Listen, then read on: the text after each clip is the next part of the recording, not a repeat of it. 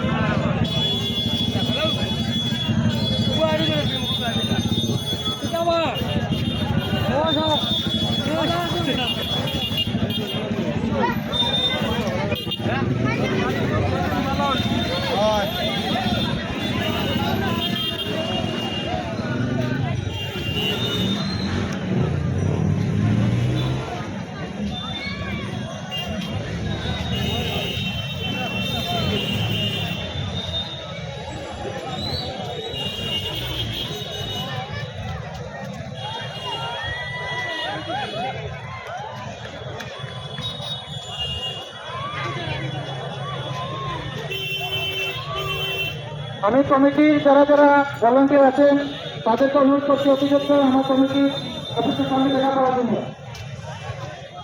আর যদি আমাদেরকে অনুরোধ করবো আজকে এই মেলাটা বের হয়েছে তারা অতিরিক্ত জানানোর জন্য।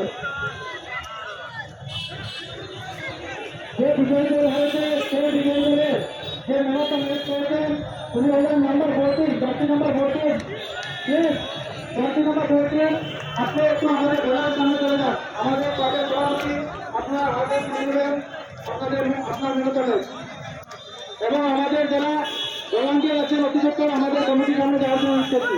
এটা আমাদের ক্লাবের সভাপতি আপনাদেরকে অতিরিক্ত দেখার জন্য অনুরোধ করছেন।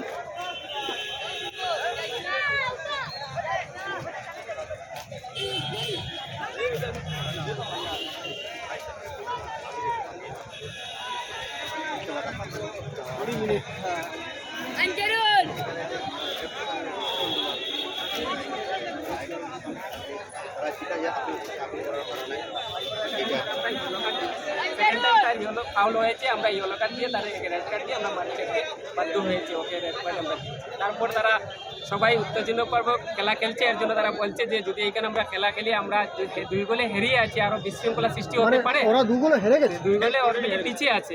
হ্যাঁ এর জন্য তারা বলছে আমরা যদি এই মাঠে আরো খেলি আমাদের অডিয়েন্সও আমাদের পক্ষে নয় একজনও আরো বিশৃঙ্খলা সৃষ্টি হতে পারে এর জন্য ওরা বলছে আমরা মাঠ ছেড়ে দিচ্ছি বাট আমাদের সাথে কর্মদন করে ওরা বেরিয়ে গেছে।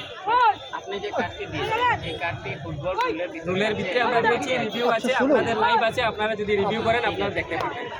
যেহেতু খেলার মধ্যে রেফারির সিদ্ধান্ত চূড়ান্ত সিদ্ধান্ত হয়ে থাকে সেহেতু আপনার সিদ্ধান্ত ওরা মানলো না কেন জানি না তারা কেন মানলো না এটা তো ওদের ব্যাপার কারণ 2 গোলে পিছিয়ে আছে তারা দেখছে ওদের সাথে যদি খেলি আমরা অনেক গোল খেতে পারি এর জন্য এরা আমাদেরকে মানছে না এই ডিসিশন মানছে না তারা প্রথম থেকে এরকম খেলছে। ভুলটা কি হয়েছিল?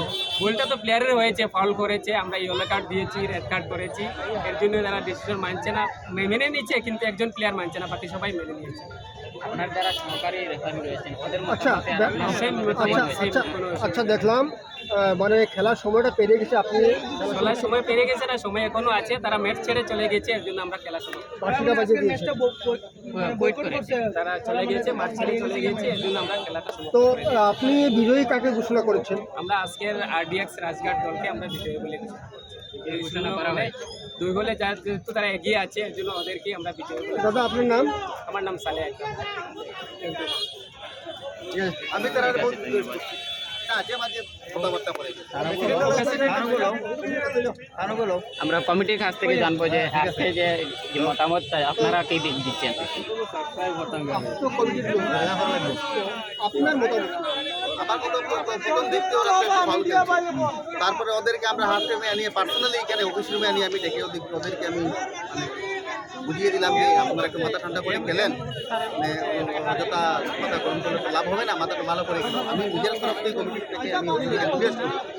তারপর সেকেন্ড হাফ খেলা স্টার্ট হলো। এর আগে তারা ফার্স্ট হাফে 1 গোল খেলো, তারপর 2 নম্বর হাফে আর 1 গোল খেলো। তারপর এখানে একটা ফাউল হলো। আমরা সবাই দেখলাম, অডিয়েন্স সবাই সাক্ষী আছে, একদম দুর্দান্ত ফাউল হলো। তারপরে তো রেড কার্ড দেখালো, দেখার পরে আমি নিজে গিয়ে ওদেরকে রিকোয়েস্ট করলাম, ভাই এটা ম্যানেজ করে নাও, একটু ঠান্ডা মতো করে খেলে নাও। কিন্তু ওরা বিলকুল মানে না, যেখানে থাকলে ঝগড়া হবে, আমরা খেলবো না বলে। প্রথম থেকে ওরা উত্তেজিত আছে। প্রথম থেকে আমরা টোটাল অডিয়েন্স সাক্ষী আছে, ফেসবুক লাইভ আছে, সব কিছু প্রমাণ উইটনেস আমাদের কাছে আছে। আপনারা ফেসবুক খুলে দেখলে কেরা মানে কোন দল উত্তেজিত সঙ্গে ক্রস টকিং করছে।